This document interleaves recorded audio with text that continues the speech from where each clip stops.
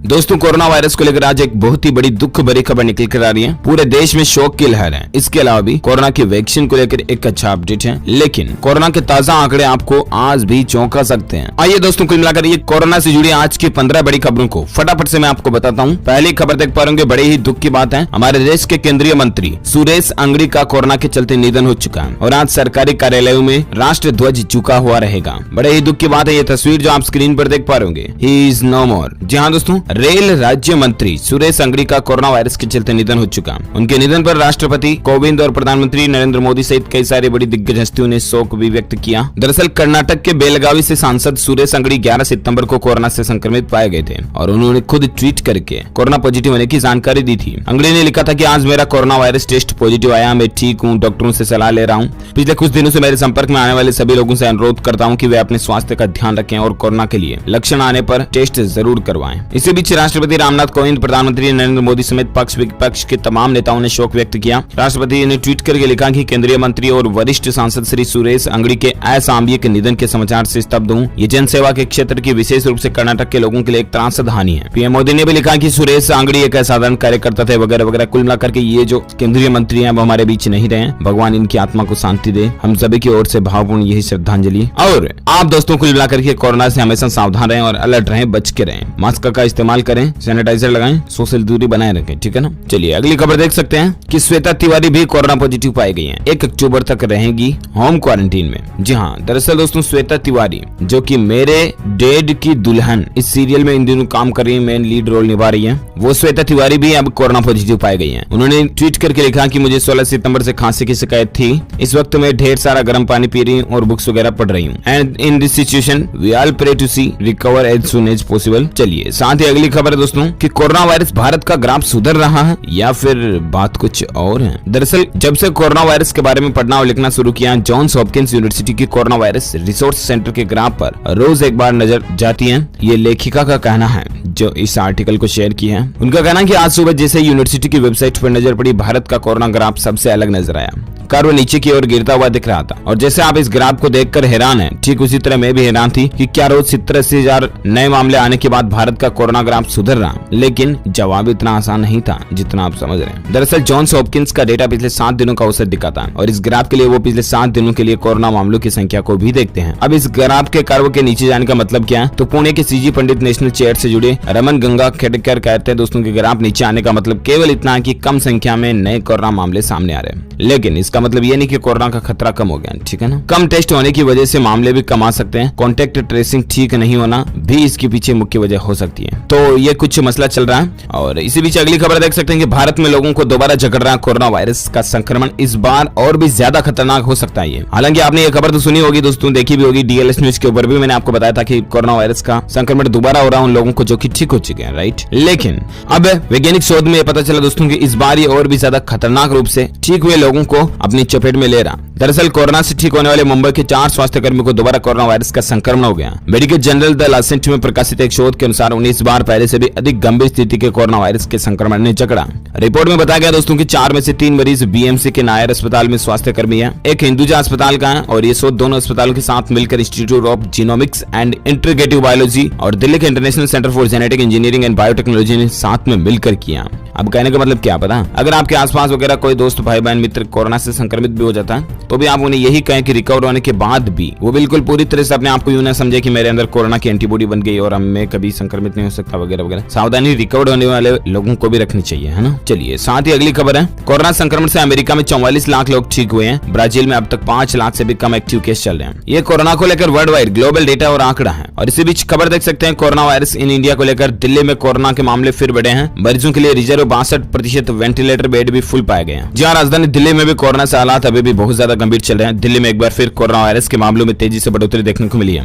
दिल्ली में कोरोना से पीड़ित करीब 11.5-12% मरीज वेंटिलेटर सपोर्ट पर हैं। डॉक्टरी भाषा में ऐसे मरीजों को सीवियर कैटेगरी में माना जाता है। ये मरीज ऑक्सीजन सपोर्ट पर हैं। चलिए साथ ही अगली खबर देख सकते हैं, कोरोना की रोकथाम के लिए प्रधानमंत्री नरेंद्र मोदी ने लॉकडाउन के बजाय माइक्रो कंटेनमेंट जोन की जरूरत बताई है। जी हाँ, दरअसल दोस्तों पीएम मोदी ने बताया कि लॉकडाउन के अलावा और क्या करना चाहिए, ये मुख्यमंत्रियों को खास राय दी है। कल ही प्रधानमंत्री नरेंद्र मोदी ने देश के कई राज्यों के मुख्यमंत्रियों के साथ बैठकर चर्चा की बातचीत की, आपको पता होगा, कोरोना वायरस के मसले को लेकर। और ऐसे में उसके बाद पीएम नरेंद्र मोदी ने कहा दोस्तों की राज्यों से आग्रह किया कि वे अवलोकन करें कि 1-2 दिन का लॉकडाउन कोरोना वायरस के प्रसार को रोकने में कितना प्रभावी है और इससे राज्य में आर्थिक गतिविधियों पर क्या असर पड़ रहा है। राज्यों को यह सोचना चाहिए, राइट। उन्होंने कहा कि महाराष्ट्र और उत्तर प्रदेश सहित 7 राज्यों और केंद्र शासित प्रदेशों के मुख्यमंत्रियों तथा स्वास्थ्य मंत्रियों के साथ बैठक के दौरान इन राज्यों में कोरोना वायरस संक्रमण की वर्तमान स्थिति की समीक्षा के दौरान ये बात कही है। पीएम मोदी ने कहा कि बीते महीनों में कोरोना इलाज से जुड़ी जिन सुविधाओं का विकास किया गया उनसे कोरोना का मुकाबला करने में बहुत मदद हो रही है। उन्होंने कहा कि अब हमें कोरोना से जुड़ी अधोसंरचना को मजबूत करना और वो हमारे स्वास्थ्य से जुड़ा ट्रैकिंग ट्रेसिंग से जुड़ा एक नेटवर्क है। कुल मिलाकर के बात यही चल रही है घूम फिर के कि राज्यों को अब ज्यादा सोच विचार करना चाहिए, प्रधानमंत्री नरेंद्र मोदी का ये कहना है। तो वाकई में स्टेट गवर्नमेंट को एक बार सोच विचार करना चाहिए इसके ऊपर।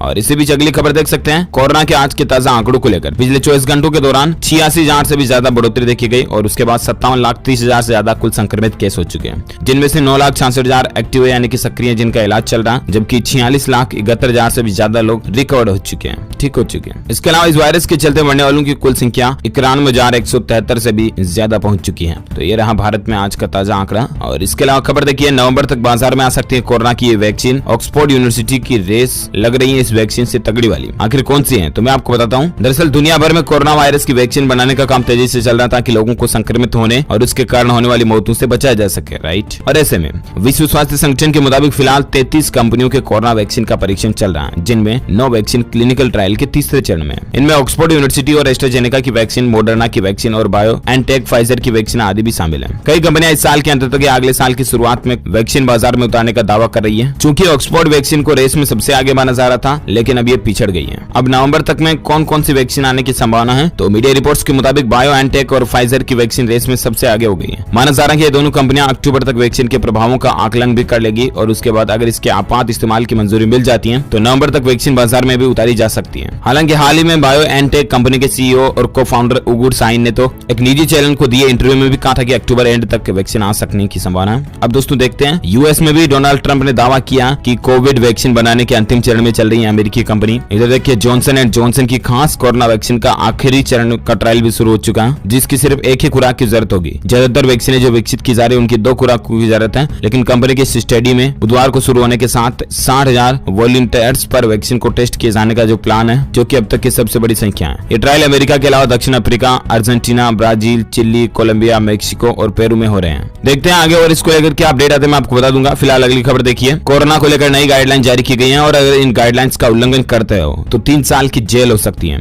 जहां पंचायत इलेक्शन को लेकर राजस्थान राज्य में ये अपडेट है। पंचायत चुनाव में कोरोना गाइडलाइन का उल्लंघन करने पर आपको 3 साल तक की जेल की सजा हो सकती है। दरअसल राजस्थान राज्य में बढ़ते कोरोना संक्रमण की रफ्तार को देखते हुए यहाँ पर प्रशासन ने चुनाव के दौरान संक्रमण की रोकथाम के लिए नए दिशा निर्देश जारी किए हैं। इसके अनुसार पंचायत चुनाव में कोरोना गाइडलाइन का उल्लंघन करने पर पंच और सरपंच के प्रत्याशियों को 3 साल की सजा हो सकती है। इसके अलावा अन्य कानूनी कार्यवाही का सामना भी करना पड़ सकता है। हालांकि प्रत्याशियों का पर्चा रद्द नहीं होगा, लेकिन कुल मिलाकर के 3 साल तक की जेल की सजा का प्रावधान है, ठीक है ना। तो सावधान बचिए। अच्छा, अगली खबर देखिए कि देश में बढ़ते कोरोना का मामलों का असर देखिए, सऊदी अरब ने आने जाने वाली फ्लाइट्स पर बैन लगा दिया। भारत की जो फ्लाइट्स हैं उनके ऊपर सऊदी अरब ने बैन लगा दिया, क्योंकि भारत में कोरोना के मामले बढ़ रहे हैं। इन्हीं को देखते हुए मंगलवार को सऊदी अरब की ओर से एक सर्कुलर जारी करके कहा गया है कि इन देशों से आने जाने वाली उड़ानों को प्रतिबंध किया जा रहा है, जिसमें खास करके भारत, ब्राजील और अर्जेंटीना, ये जो कंट्रीज हैं, इनसे सऊदी अरब ने फ्लाइट्स को आने जाना बैन लगा दिया। कोरोना वायरस आउटब्रेक वाले देशों से यात्रा पर प्रतिबंध है, इससे शीर्षक से GACA के इस सर्कुलर को सऊदी अरब के सभी एयरपोर्ट्स पर हर एयरलाइन और चार्टर्ड फ्लाइट में कंपनियों को भी भेजा गया है।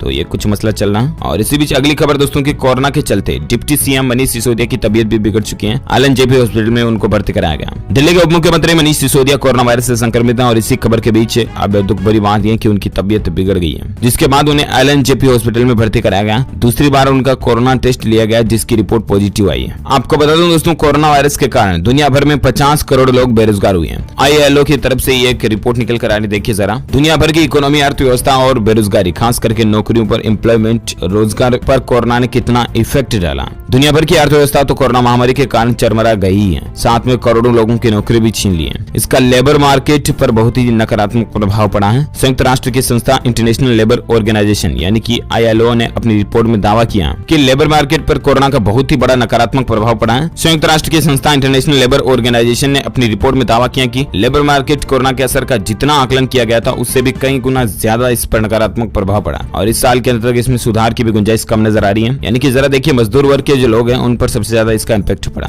प्लीज आप दूसरों की मदद करें और जहां तक हो सके आप दूसरों के साथ साथ अपना खुद का भी ज्यादा ध्यान रखें। खास करके अपने बच्चे बच्ची और बड़े बुजुर्गों का विशेष ध्यान रखें। परिवार में मास्क लगाएं, सैनिटाइजर यूज करें, इन बातों का ध्यान ही रखें। इसके अलावा और एक खबर देखिए जरा दोस्तों की, कोरोना योद्धा को देखिए। कोरोना वायरस को मात देकर एक बिजनेसमैन हॉस्पिटल में बन गया वार्ड बॉय, झाड़ू पोछा लगाते हुए कर रहे हैं मरीजों की सेवा। ये जो तस्वीर आप स्क्रीन पर देख पा रहे होंगे, वाकई में दिल को छू जाने वाली तस्वीर है। ये पुणे के रहने वाले हैं 35 साल के सुभाष बाबन गायकवाड़। इनको बतौर वार्ड बॉय इस काम के लिए 15,000 की तनख्वाह मिलेगी। वह हर दिन पुणे के इस अस्पताल में आते हैं और अपने वार्ड बॉय के रूप में अपनी सारी जिम्मेदारियां निभा रहे हैं। तो ऐसे समाज सेवी बनने की कोशिश करें आप भी। कुल मिलाकर के लोगों की मदद करें, दूसरों की जितना हो सके, है ना। और इसी के साथ ही अगर आपको ये वीडियो अच्छा लगा तो इसे लाइक कीजिए, ज्यादा से ज्यादा अपने दोस्तों के साथ फेसबुक और व्हाट्सएप पर भी शेयर कीजिए। और साथ ही अगर आप है ना तो चैनल को सब्सक्राइब करके बेल आइकन जरूर दबा देना, ताकि आपको रोजाना के ताजा अपडेट्स तुरंत आपके मोबाइल पर मिलते रहेंगे। Thank you, take care, good bye, जय हिंद, जय भारत।